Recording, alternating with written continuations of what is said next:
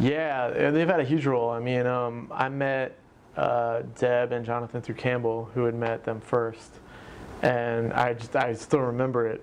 I was hanging out with Campbell, and he said, "It's so weird. There's these people, and they own a hotel on Miami Beach, right on Ocean Drive, and they love poetry." He was like, "I don't know how this happened. This and of all places in Miami, this doesn't seem possible, but it's true.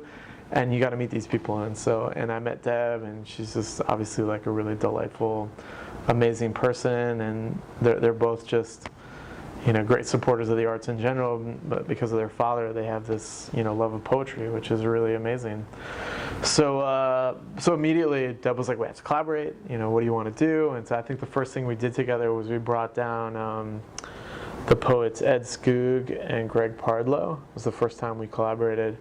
And I had met both of them at AWP the previous year through the poet Major Jackson. I think introduced me to Greg. Yeah, introduced me to Greg. And then Greg was like, "Well, can you bring my friend Ed Skoog too?" And I was like, "Yeah, sure. I got all this money from Knight. Who else do you want to bring? I don't know how to spend it." And so Greg and Ed came down, and I think spent 4 or 5 days at the Betsy and did a reading that was unbelievable.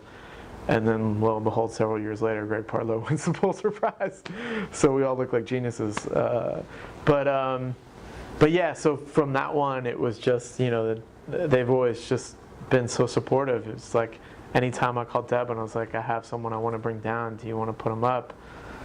I mean, I don't think she's ever said no to me. I mean, not once, which is crazy, and I'm not shy about asking. So, yeah, I mean, it's really turned into this amazing institution in one of the most unlikely places. And poets love it. They love coming here. They love being able to spend time, be welcomed into, a property that is that amazing and luxurious. It's not the kind of place they normally get to hang out at.